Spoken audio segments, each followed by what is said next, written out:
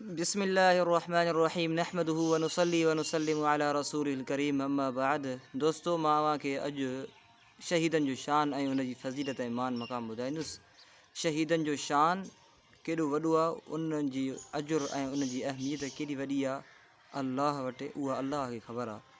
क़ुरान पाक जी आयत आहे, वला तक़ूलू लिमन युक़तलु फ़ी सबीलिल्लाहि अमवात बल अहयाउ वलाकिन ला तशऊरून। अहिड़े तरीक़े सां हुज़ूर पाक सल्लल्लाहु अलैहि वसल्लम जन फरमायो, लवदितु अन उक़तल फ़ी सबीलिल्लाहि सुम्म उहया सुम्म उक़तल सुम्म उहया सुम्म उक़तल सुम्म उहया सुम्म उक़तल। क़ुरान इहा ॻाल्हि इरशाद फरमाई त शहीद ज़िंदान, उन्हनि खे मौत ईंदो ई न आहे। हुज़ूर पाक सल्लल्लाहु अलैहि वसल्लम इहा ॻाल्हि इरशाद फरमाई त शहीद मुंहिंजी दिलि थी घुरे त अल्लाह मूंखे पंहिंजे रस्ते में शहीद करे वरी मां ज़िंदा थियां, वरी शहीद करे वरी मां ज़िंदा थियां, वरी शहीद करे वरी मां ज़िंदा थियां।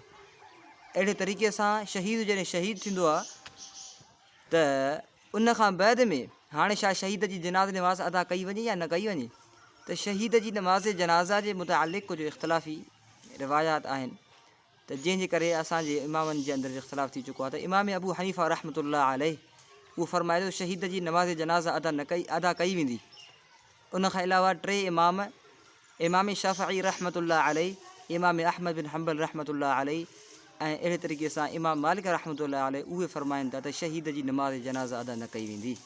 इमाम अबू हनीफ़ा रहमतुल्लाह अलैह इहा ॻाल्हि इरशाद फरमाए त शहीद जी नमाज़ जनाज़ा अदा कई वेंदी, ऐं हुननि फरमायो त शहीद जी नमाज़ जनाज़ा अदा न कई वेंदी। वजह छा आहे त अइम्मा सलास माना इमाम शाफ़िई रहमतुल्लाह अलैह, इमाम अहमद बिन हंबल रहमतुल्लाह अलैह ऐं इमाम मालिक रहमतुल्लाह अलैह फरमाइनि था त शहीद जी नमाज़ जनाज़ा अदा न कई वेंदी। वजह इहो आहे त नमाज़ जनाज़ा अदा कई वेंदी आहे त उन मईत जी बख़्शिश ऐं मग़फ़िरत थिए, लेकिन उन जी बख़्शिश ऐं मग़फ़िरत अल्लाह साईं पहिरियां ई करे छॾी आहे, लिहाज़ा शहीद जी नमाज़ जनाज़ा अदा न कई वेंदी।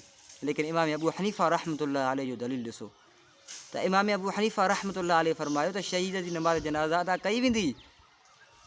उन वजह छा आहे? वजह इहो आहे त ठीकु आहे, अल्लाह साईं उनखे शहादत जे मरतबे ते पुॼायो आहे, उनखे बख़्शिश करे छॾी आहे, उनखे अल्लाह सां माफ़ु करे छॾियो आहे, लेकिन उन शहीद जे जनाज़े में जेके माण्हू शरीक थींदा, जेके माण्हू हाज़िर थींदा, अल्लाह साईं उन शहीद जी बरकत जे करे उन्हनि सभिनी शयुनि जेके हाज़िरीन जा गुनाह माफ़ु फरमाए करे उन्हनि जी बख़्शिश जो फ़ैसिलो फरमाए छॾींदो।